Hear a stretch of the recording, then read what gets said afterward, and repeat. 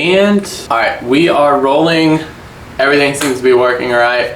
Sorry, just got a new camera and it's a whole new world. A lot better than the iPhone, I know that. But we're back with another video. Welcome back if you're new here.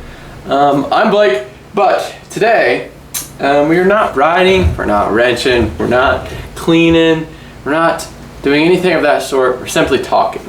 And the topic is bikes. Shocker. Anyways, bikes. So right here's my 450 that I am training with this year, that I'm sponsored to train with this year, and then my 250 that you obviously always see me ride if you've seen me before. But we're talking the topic 450 because, you know, this past Monday, I was down training at the track, the local track I'm always riding at, and I had the opportunity to ride a 26 YZ 450. And the dude's like, hey, I want you to take it out, break it in, ride around, rip on it for a little while. I'm like, whoa, just about fell. I'm like, well, I mean, I'm not a professional by any means, and I said I've never rode a Yamaha 450 at all. Only 450 I've ever rode is one Honda and this, and a Honda I rode when I was not as experienced as I am now. But long story short, I was riding this around for a while, putting a lot of laps in on it, just learning, trying to work on cornering and just power, trying to be a little bit more controlled. Because let's face it, I'm a bigger guy, stronger guy, and a 250, you know, I wouldn't say I'm using all of its power, but I'm pretty close. And if you look at so I'm racing B class, and if you look at the people in my class, you know, they're 150, 160, maybe 170 pounds. 250 is perfect for them, but when you're 195 pounds, you know, I was talking to Pap and he's like, dude, you gotta understand, on a 250, an extra pound over 165 pounds is 1 horsepower. So, you know, when I go to a 450 and when I ride this, I feel a lot better. I feel like I can be a lot faster and more strong and more controlled. And, you know, I rode this, I literally just got done riding this and it felt like I was riding a pit bike. So it's like, comparatively, obviously, it's still fast, still does great, and I'm still able to, challenges me. But a 450 seems like it's almost like you're not being limited, but there's room for improvement on a 450. And of course there's room for improvement on a 250 too. I'm not, you know, using my ego and let my ego go to my head. I'm just saying, like, in a 450 standpoint, is that the move to move up later on down the road?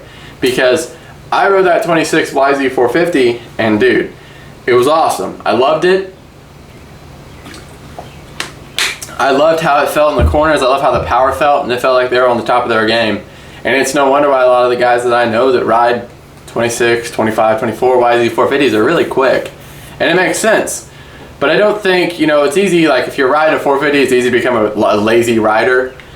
But I don't think that would happen with me because I'm a very technical racer and rider, so I don't think that would be an issue with me. So it's a big decision right now, because do I completely go to a Yamaha 450 because I really liked how that one felt. Now obviously that one wasn't set up for me. The bars were way far forward and the rear suspension felt like I was riding a pit bike because it was squatted. But other than that, like in the air, it handles very well, and I was able to just have a lot of control over it. It felt really good, and that's just what I'm getting at. I'm getting at the fact that, like, is moving to a 450 in the coming year, is that the move? Because if that is the move, by all means, let's do it. And I'm kind of leaning more towards that, and I didn't think it would be this fast I would get here, but I think I would have a lot more room to become a better rider. Because as far as like jumps and stuff, like I would be able to hit a lot bigger things if I had a faster bike, because this, like the 80-foot triple, it is stretched for me because I'm hanging off all the way on the back trying to just get over it, which is fine. I love that feeling. It's great, but it's also scary because if I mess up, I'm gonna come up short. Whereas a 450, you could overshoot it and then you have other issues to deal with. So you know, there's a pros and cons on it, and I'm just, you know, talking freely here, kind of like a moto podcast, if you will. But it's like, what is the best decision? And I don't know if there is. I think, you know, I've read somewhere it's like the harder decision is normally the right one, and you know that's absolutely true. So yeah, I think in the next year, we're gonna try to work on somehow getting my hands on a 26 YZ450, because I don't have brand new 450 money, but we'll figure that out. That's not to worry, right? But yeah, like I said, it just felt great from a racing and riding and training standpoint. That felt awesome. And whether that's a Honda 450, because I've seen the 27s are pretty sick, or a Yami, but I think it would be either of those two would be a good idea. I've looked at I found a 26, I think it was 2026 450 for a sweet deal. I think it was like $7 grand, brand new. So that might be something to think about. But yeah, I don't know. Just sharing my thoughts with y'all. I wish I could have got it on GoPro, but it was so quick. He's like, I just hopped off that, and he's like, well, you want to go take that out real quick while you're all geared up? I was like, yeah, it's fine. So, but I wish I could have got Insta360. I wish I was able to throw that on, because that would have been really good.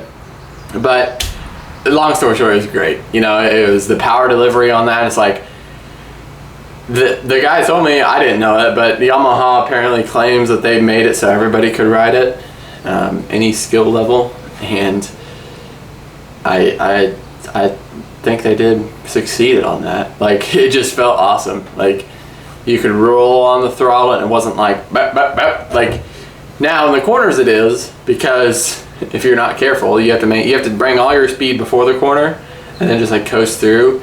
But as you exit, you have to be core engaged, gripping the bike, like, and that felt good. So yeah, share my thoughts with y'all. What do you think? Drop it in the comments. Let me know what you think. And yeah, I like the new camera. It's definitely weird looking at a big camera lens now, but I think it's gonna be good. I think it's gonna be good long term. I can actually have my phone in my hand. You guys have never seen my phone on this channel. That's crazy. But yeah, I just think it's a big decision. And yeah, so hope you guys were able to maybe take something away from this in your riding, in your training. If you're on an 85 thinking about going up to a 125 because you feel limited, do it. Full send it. Try out a 125 before you can if you get the chance to, and run with it, man. You know, or girl, whoever's watching. Thank you. I appreciate you. And this fly has bothered me. They've been crazy tonight. We have deer flies, and they'll bite you. Oh my goodness, it's brutal. I don't know if you guys have those, but good grief. These flies don't, but the ones if you go outside, woo, it's a full-on war. I'm not even gonna lie.